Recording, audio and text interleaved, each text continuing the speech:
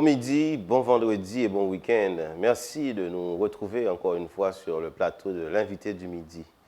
Figurez-vous, mesdames et messieurs, chers téléspectateurs et téléspectatrices, au milieu du chaos, quelquefois, une lueur d'espoir surgit toujours. En Haïti, nous sommes habitués au chaos.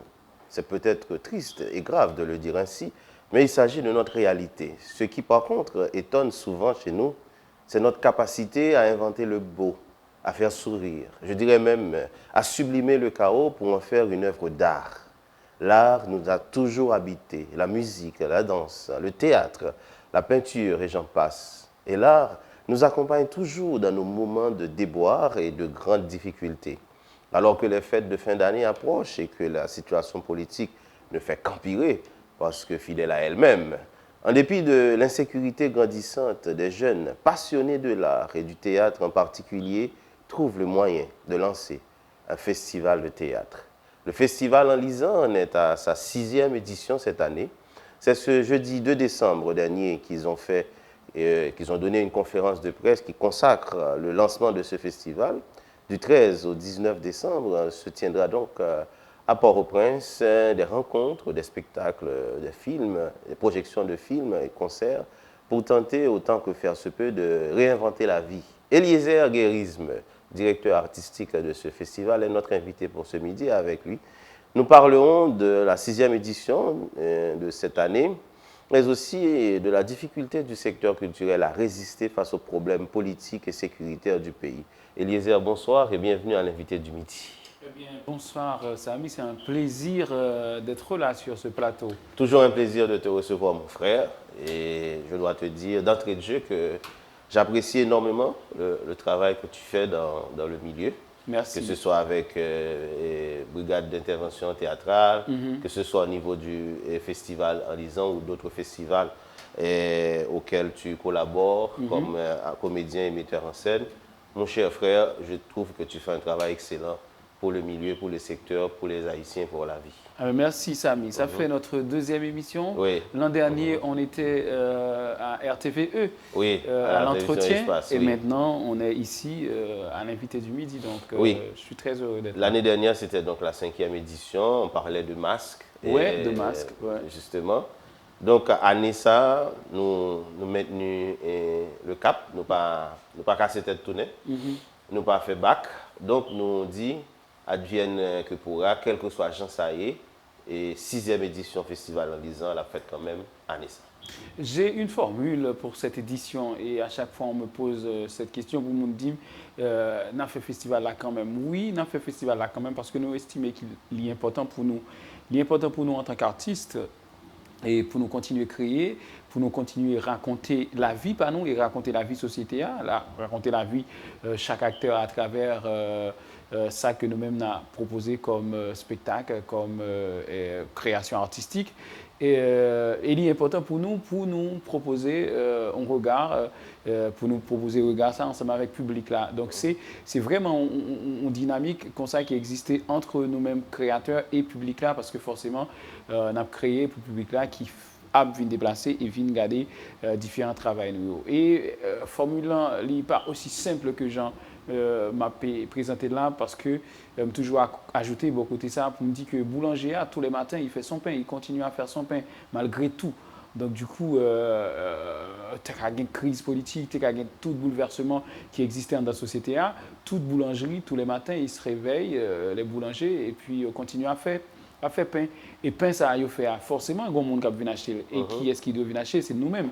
Et nous-mêmes en tant que créateurs, nous-mêmes en tant qu'artistes, pour nous acheter pain, il faut que nous créions, il faut que nous ayons comme blanc pour nous acheter pain, pour nous mettre la caille, pour nous manger. Donc, toute société fonctionnait en dynamique comme ça. Donc, ce n'est pas parce que on a des difficultés politiques et puis pour nous dire, on a campé toute bagaille. Non, il faut que nous continuions à vivre pendant que nous avons dit non avec ça qui a privé nous, pendant que nous avons dit non avec le modèle de société qui ont imposé nous aujourd'hui et nous souhaitons que ça change et nous avons exigé même que ça change très rapidement. Donc, à travers le spectacle, nous, on a passé des messages de changement et des messages de paix aussi. Et étant donné qu'en général, dans ces activités-là, c'est des textes qui présentaient en général des problèmes sociaux, économiques, mais aussi qui présentent le beau, qui présentent la vie et sur un plan esthétique. Donc, Eliezer, avant de venir sur le festival, la 6e édition année, ça, vous regardez qui ça gagne dans Djakoutli comme menu, qu'est-ce qu'il y a au contenu. Et pour cette année, qui t'aime faire un tir à la avec vous, parce que vous avez évoqué là tout à l'heure que l'artiste ne vit pas seulement de l'art, de l'art, mais aussi de pain. Oui. Oui. Et donc, non, un pays côté l'artiste où le comédien n'a même pas de statut légal, c'est-à-dire que il n'y a aucun endroit dans les lois haïtiennes où l'on consacre le statut de comédien à quelqu'un. Donc, nous avons l'État qui est complètement ignoré, nous, qui ne peut pas reconnaître l'existence. Est-ce que un monde qui est artiste, je me pose des questions rapidement et bêtement, est condamné à être marginal? Wow, question intéressante et assez complexe. Est-ce que le condamné à être marginal? Et moi, c'est tout choix, l'État, il fait des choix pour mener nous vers ça, c'est-à-dire vers possibilité pour artistes considérés comme des marges et vivent en marge de la société. Mais vraiment, mettez-nous sous côté quoi, par rapport avec toute décision qu'il prend. En général, décision qu'on prend au niveau de l'État, que ce soit l'État central ou que ce soit l'État communal, c'est-à-dire à travers les mairies. Et toute décision qu'on prend, l'artiste toujours relégué au second plan.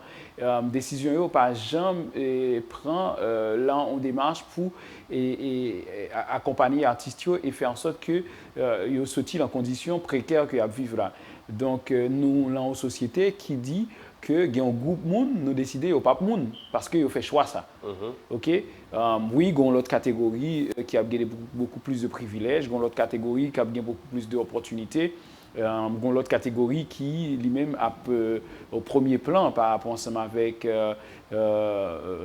société A, mais il y a un groupe monde qui est les artistes, monde ça dit que on va vous maltraiter parce que est-ce qu'on est jusqu'à pas longtemps, je me songeais d'ailleurs première fois que j'ai fait un compte bancaire, mais ça fait un petit temps, mais il y a des artistes, des comédiens qui font des témoignages, les arrivés dans des banques qui ont fait des comptes bancaires, ils ont demandé au statut, sous du artiste, ils n'ont pas considéré comme un statut. Ça veut dire qui ça? Ça veut dire ou pas remplir conditions pour gagner un compte bancaire. Parce que pas faire une activité qui est rémunérée. Ou pas faire une activité qui est rémunérée. Quand on va jouer de l'argent pour mettre sous compte bancaire là, et c'est la banque là en plus problème. C'est augmenter clients qui va augmenter problème en de circuit justement parce que déjà nous connaissons tout le problème qui gagne au niveau du système bancaire haïtien. Donc vraiment c'est un problème. C'est un problème et par rapport ensemble avec tout ça, avantages sociaux par exemple, même les gens qui partent, déjà il y a des problèmes qu'il y a avec avantages sociaux, mais artistes surtout, ils sont confrontés avec ce problème ça. Je pense que j'avais bien élaboré, je pense que j'avais assez dit. Bon, on ne va pas pouvoir tout dire sur la condition ou les conditions. Mais est-ce que tu as un moyen, et si vous permettez rapidement Eliezer, pour que les comédiens soient organisés? Ben si. Pour mettre ensemble, pour faire une pression sur l'État, pour que l'État non seulement reconnaisse comme statut, et un statut dans la société, mais que l'État, au moins du point de vue en termes de subvention, regarder comment l'État accompagner les comédiens au niveau du ministère de la Culture.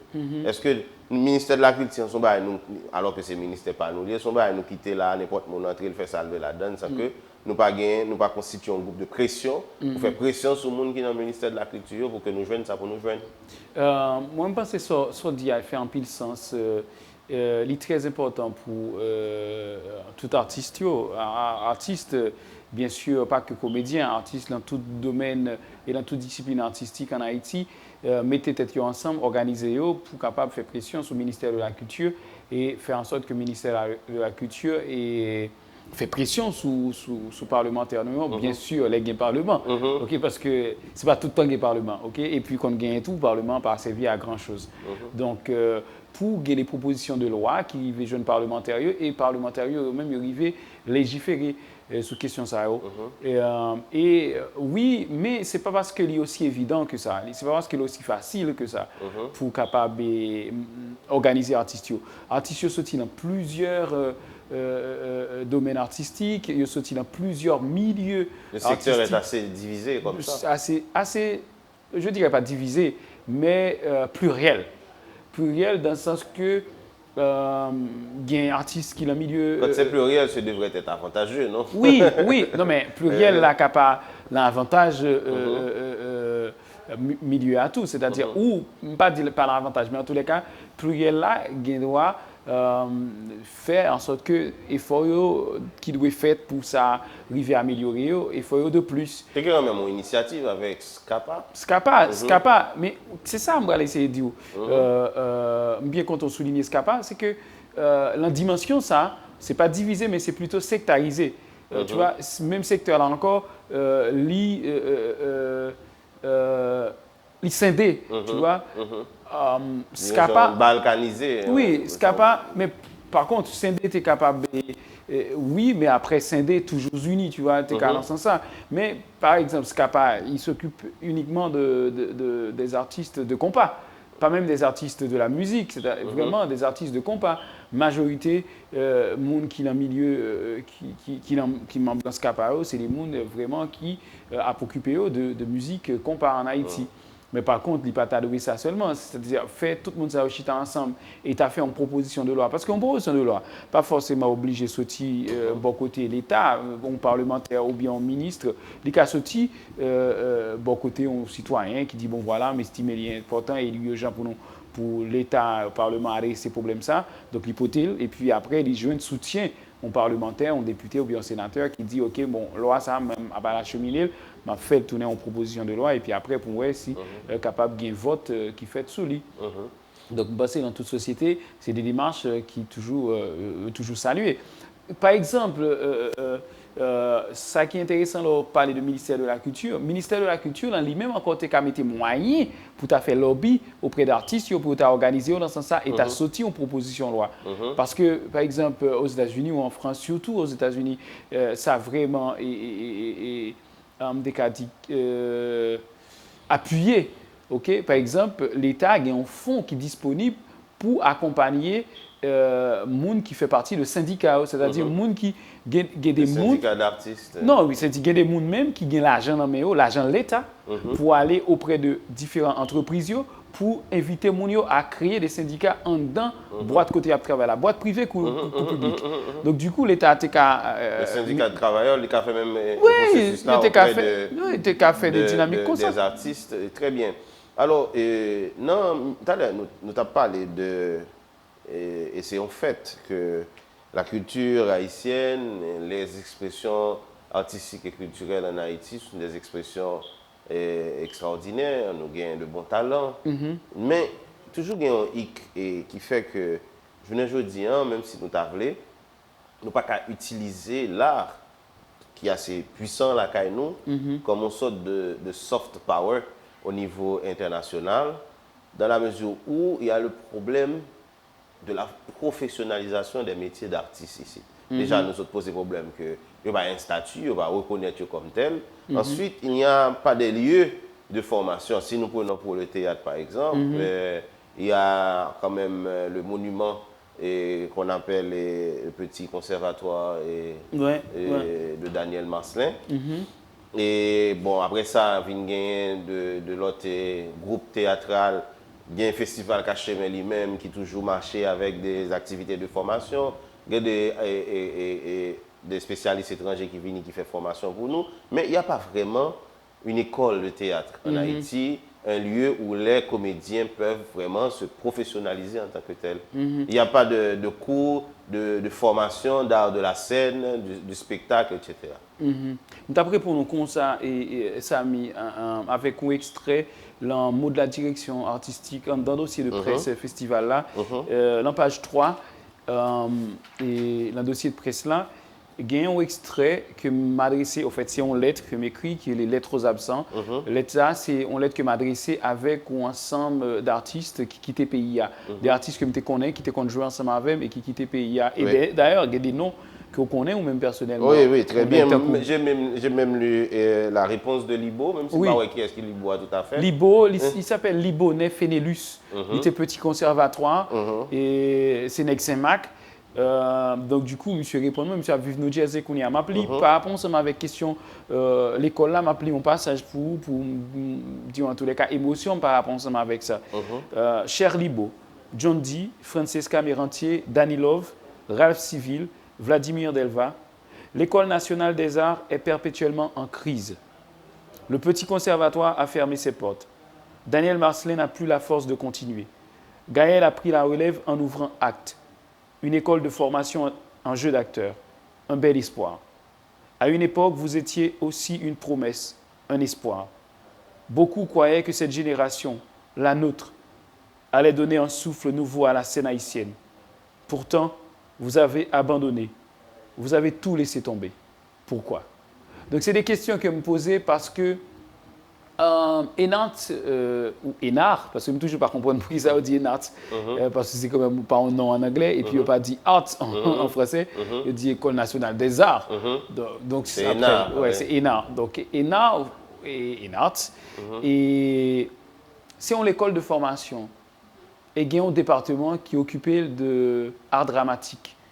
Mais tellement il y a une crise à chaque fois, ça comprend presque 6 ans. 7 ans pour une promotion quitter l'école là. Et là, je m'ai adressé ensemble avec des gens qui me connaissent qui étaient dans l'école petit conservatoire, qui étaient professeurs ou bien qui étaient étudiants. Et à un moment donné, dans la vie, ils ont quitté. Mais Gaël, justement, Gaël bien-aimé, il lançait en l'école, qui est les actes. Et Gaël, avec maigre moyen que le gain, il réunit ensemble de formateurs, formatrices, et à travers l'école, ça, il y a dans ton texte, on voit bien que tu as peur que cela ne puisse continuer. Justement. Comme dans beaucoup d'autres cas. Justement, si Gaël et les autres membres de l'équipe, ils décident de partir. Oui, parce que, nous devons dire ça en l'heure, et rivons-le, l'art haïtien, la culture haïtienne sera beaucoup plus foisonnante à New York qu'à Port-au-Prince. C'est clair. À Paris qu'à Port-au-Prince. Ouais. Donc, au Canada. Parce qu'il y aura tellement de gens. À Montréal, notamment, qu'à Port-au-Prince. Ouais. Parce que les artistes émigrent. Et récemment, j'entendais Max Chauvette de Magic 9, le nouvelliste, qui t'a parlé de artisanat, en fait, qui va le faire là dans le week-end. Il a dit que les artisans quittent le pays. Ils vont en République dominicaine. Et que l'artisanat, c'est quelque chose qui se transmet au sein de la famille. Ouais. Donc, l'arrivée de l'autre bois, il va le faire petit dominicain. C'est petit dominicain qui va hériter de techniques artisanales-là. Au fait, cette compétence, cette connaissance-là artisanale, l'a sorti des mains haïtiennes pour passer aux mains dominicaines. Nous allons perdre au fur et à mesure. Et tout ça, nous gagnons à force que ce que nous avons d'intéressant dans la société, il a fini par émigrer tellement que la situation sociopolitique est venue très grave, nous n'avons pas qu'à vivre. Parce qu'au fait, dans le dernier moment, il y a une bagaille qui est plus exagérée, c'est que jusque-là, nous avons tellement aimé Haïti que il y a des gens, depuis le cas font minimum, ils n'ont pas envisagé quitter le pays. C'est clair. Mais là, même le minimum n'est plus possible. Oui, oui. Nous, en face de ça, et dans cette lettre qui s'appelle la lettre aux absents, moi, évoqué tout ça ensemble avec des amis, parce que justement, il y a là qui est allé, parce que... Oui, Schneider, Billy, Schneider, il y a beaucoup de noms. Angelo Destin, Robinson et Marie-Danielle Colin, avec qui j'ai commencé à faire du théâtre, Medley... Vladimir Chéry. Patrick Joseph, ils sont tous partis. Ils ramènent Destin. Ils ramènent, tout le monde est parti. Tout le monde est parti. Il y avait beaucoup de talent, et moi je pense aussi...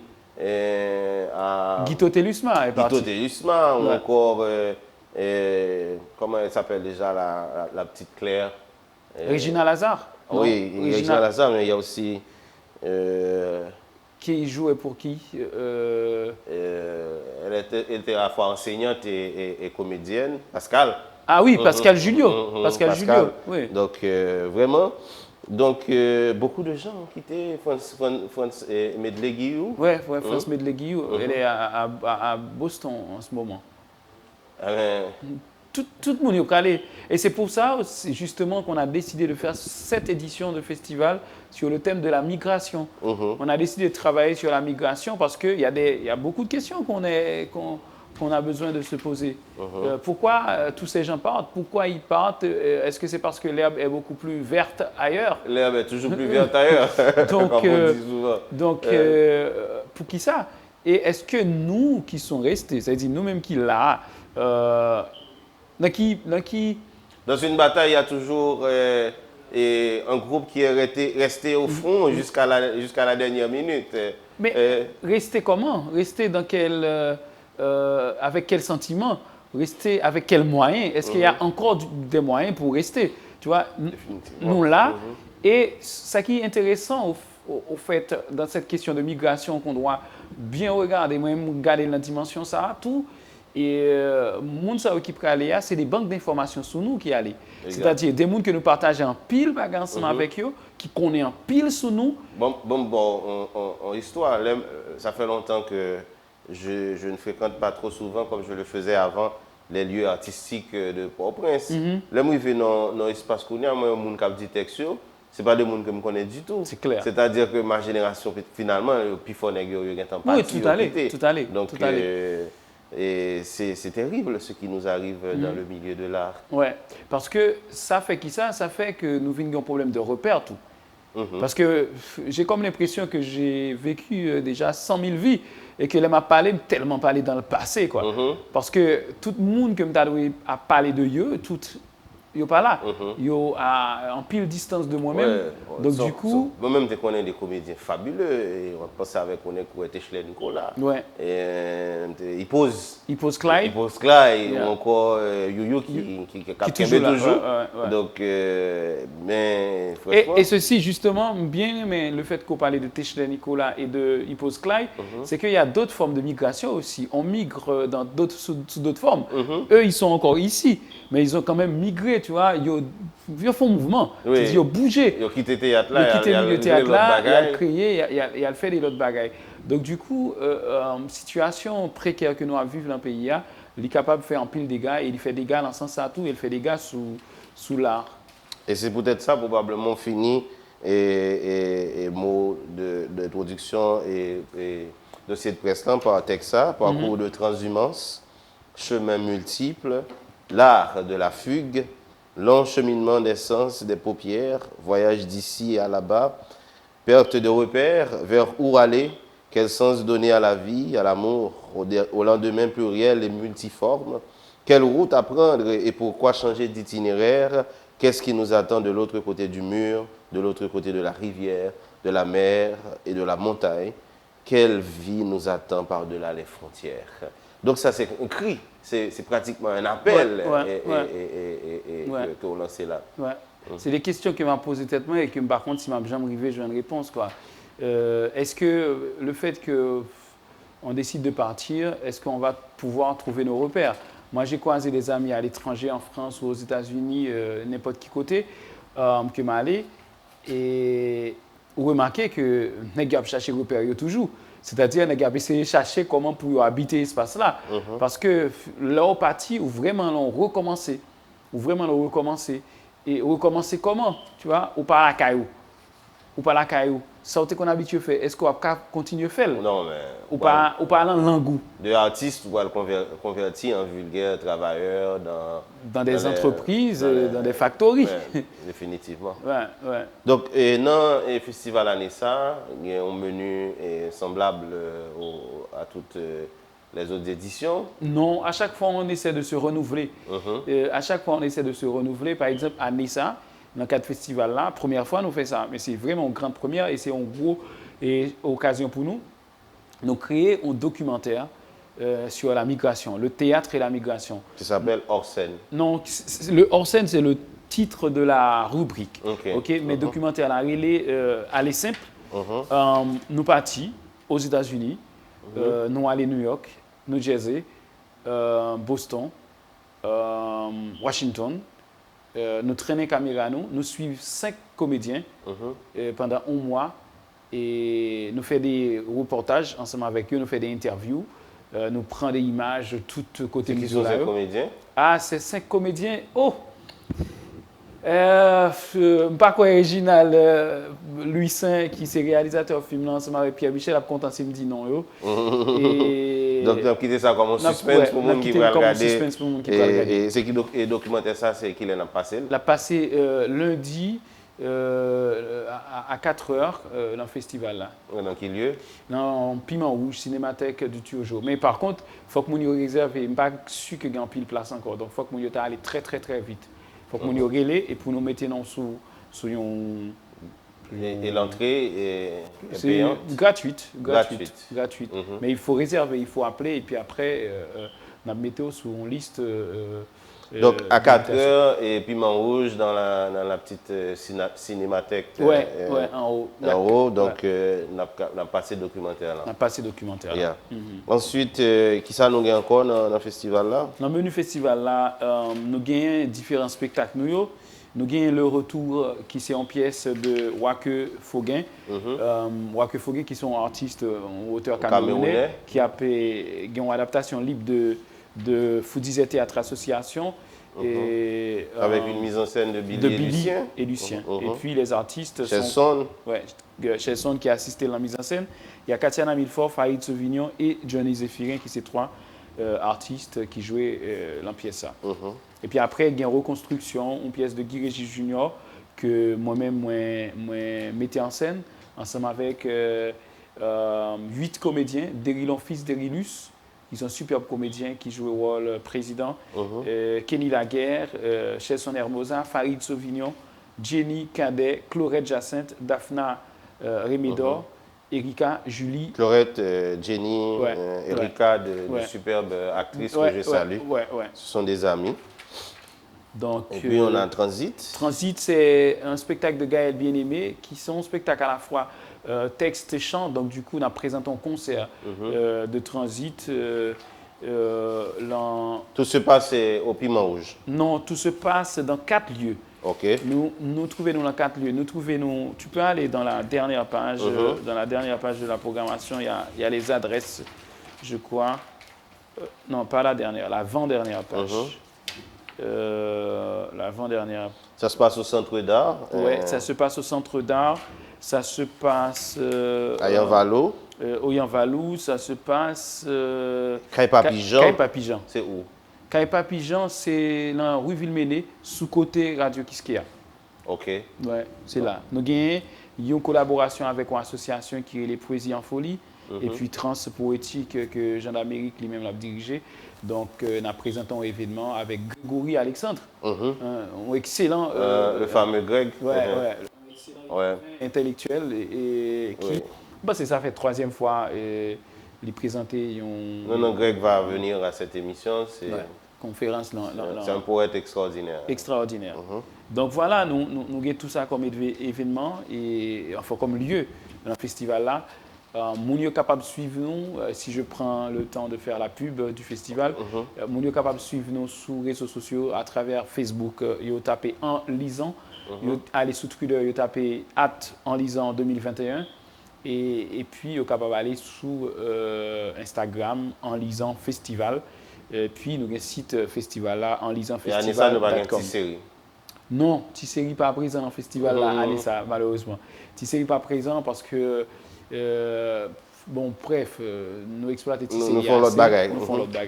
Donc, mais c'est vraiment intéressant et ce travail, et j'aime dire tantôt que nous faisons, parce que c'est important parce que nous pas qu'à seulement à vivre de manière concentrée, même si situation très difficile à Port-au-Prince, mais faudrait-il bien, de toute façon là, on est en décembre, on s'approche des fêtes de fin d'année, il faut que nous de temps en temps capable de décompresser, aller dans un petit théâtre, aller dans un petit concert, faire un petit spectacle, pour au moins nous capables de sentir nous monde.